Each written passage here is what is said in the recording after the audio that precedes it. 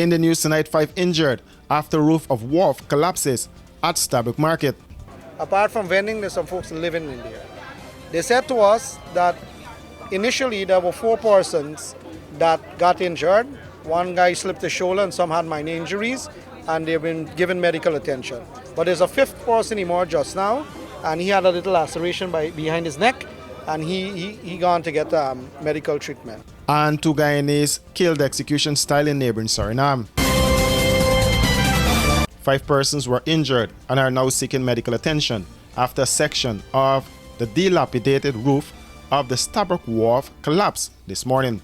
The wharf is located at the back of the historic Stabroek Market.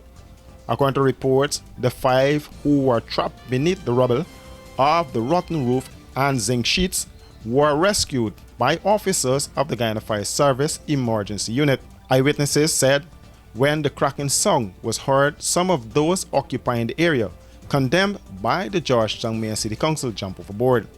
In spite of this sign informing persons that the area was condemned for occupation, there are reports that it was primarily occupied by vagrants. Emergency services were quickly dispatched to the area and a search and rescue exercise was conducted. On the scene this morning were Ministers of Local Government and Regional Development Sonia Parag, Home Affairs Minister Robson Ben, and Deodat Indar, Minister within the Ministry of Public Works. They were joined by City Mayor Alfred Mentor on a visit to the area, and measures were immediately put in place to clear the area. Minister Ben said the area was and still is an accident waiting to happen. Apart from vending, there's some folks living in there. They said to us that initially there were 4 persons that got injured. One guy slipped his shoulder and some had minor injuries, and they've been given medical attention. But there's a 5th person emerged just now, and he had a little laceration behind his neck, and he gone to get medical treatment. So for now, what we know and what we've seen and heard is 5 persons, and all of them are seeking medical attention. And from the reports from everybody there, that when they heard the cracking, they jumped overboard. I know that it was, since several years ago, it was a disused site, and persons were prevented from coming onto it, pending the decision by them for repairs of the facility. That hasn't happened as yet, but obviously there has been a lack of control as to the use of the site and paying attention to the deterioration of the structure. So the main structure has collapsed. You still have a couple roofs of it remaining on that side, which are also in deplorable condition, and which present clear and present danger to people who would go under it. So what we're asking is that the site be isolated, that we work with the City Council and their constabulary to secure the site. We've asked that they pay attention to removing the rubble or the debris, the material that is out there, and isolating and making the site safe. The firefighters, the fireboat will be alongside. I hope the City Council will get a barge so that they could start removing the collapsed material. I was here 2 weeks ago on a walkabout from the Ministry of Local Government, or as the Ministry of Local Government, and I noted and expressed publicly the dangerous, because people were traversing on that wharf at the time, and I know that it was a wharf that was condemned, because I heard that from several vendors who were here, but people were still there, and people actually brought it to my attention because people were there, and it was potentially dangerous. So today we saw the effects of that. I mean, it's a lot of neglect too, because there are no checks and balances clearly at the back here. City Mayor Alfred Mentor said notices were given to persons on the wharf to stop going there. This is not something that we did in this current council, but in previous council, 2 or 3 councils before, to be able to treat with this. I think the previous government themselves suggested that they'll be looking at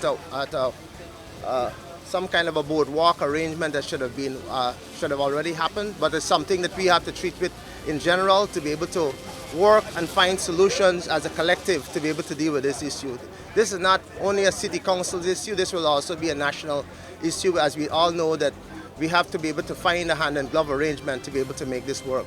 I've spoken to the engineer, our engineer on this, and I've spoken to the minister on this matter, and we'll be working from the river in to be able to figure out how we could be able to treat with this matter. And I think a barge will also be necessary as is indicated, and we'll be working to be able to find a solution and to be able to save lives and limbs and don't have any further issues on this particular matter. Collapsed wharf grabbed the attention of President Finale and opposition leader Orbie Norton. Both were on the ground looking at the destruction. President Ali told reporters that his government has to make some very strategic decisions on key assets in the city. So, working to see, as I said, looking at all key assets, because the city is derelict. The city is not in a position technically and from a management perspective too, you have to be honest, and a leadership perspective. The mayor need to work closer with the councils in a collective way, because from a leadership perspective too, in no capacity to manage some of these key infrastructure and investment in the city. That is why we're discussing, I'm happy to the city engineer, to manage these key infrastructure. Norton said this is a manifestation of the fact that the government starves the municipality of resources. The municipality of resources. I know when we were in government between 2015 and 2020, we had already declared here unsuitable for people to operate. And we began to put the things in place to ensure that there is a new market and a boardwalk out here. The government scrapped that when they came to power. And as a consequence, people continue to be here. And so in my opinion, this is a logical consequence of the lack of vision of the government, the lack of a plan, and the whole desire to starve the City Council of resources, which should be given to them. An assessment was launched by the government on the cleanup exercise. That exercise is a collaborative effort that also involves the mayor and city council. Washi.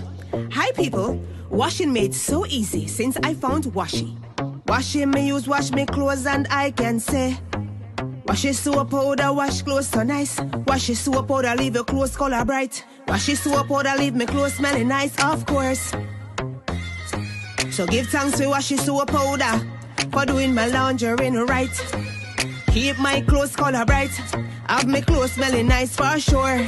I could not ask for more. Comes in lemon and original.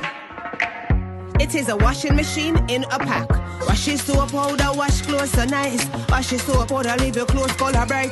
Washi soap powder have my clothes smelling nice, of course. Distributors located in the Stabroek market. It's here! Igloo Ice Cream Fruit Bars. 4 mouth-watering flavors.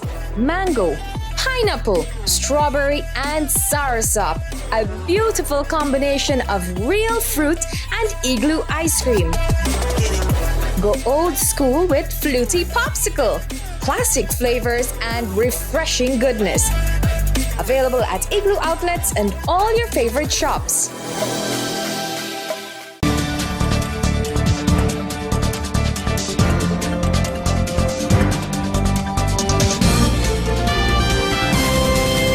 Two Guyanese were gunned down today in neighboring Suriname. The motive, which is still unclear at this point. Dead are Oswick Brazilio, called One Foot, and Jeremiah Smith. Crime Chief Wendell Blanham confirmed the reports during contact with his Surinamese counterparts. Oswick is the son of Kid Brazilio, called Bokilo, a boxing promoter. Oswick was reportedly linked to the murder of Joseph Wilkinson, called Dreddy, who was killed execution style in South Ranvelt in February of this year. At the time, the 39-year-old Joseph was attending a wake in the area. Further, there are also reports that Oswick was also linked to the killing of 70-year-old Clinton Chase, called Rasputin, who was shot and killed execution style in front of his Middle Road Le Penitence home.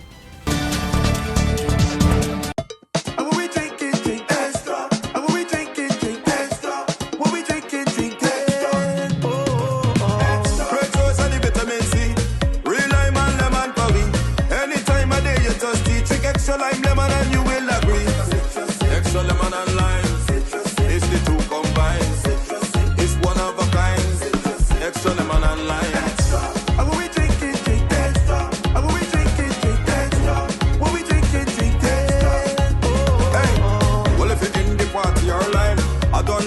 come the first time.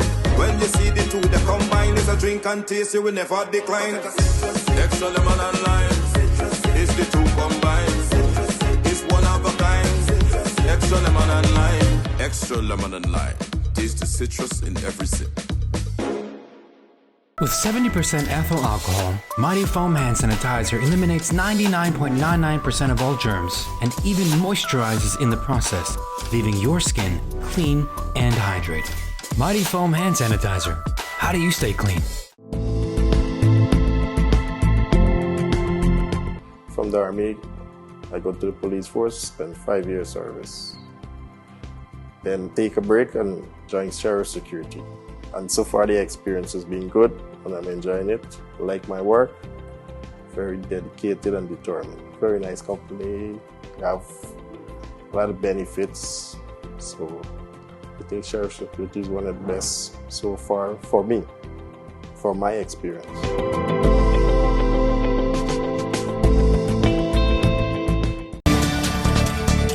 Several students of Queenstown Secondary School were suspended or transferred following the conclusion of an investigation into the assault of a schoolmate.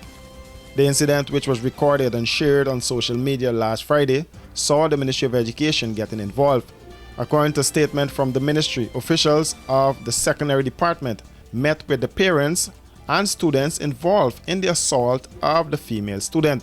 Further, depending on their role in the assault, those involved were either suspended or transferred from the institution. The Education Ministry said it remains committed to safe and supportive learning spaces for all children and that it is important that schools continue to prioritize the well-being and safety of students while fostering an inclusive and respectful community where every individual feels valued and protected. For these and other stories, do visit us at our website www.rdproductiongy.com.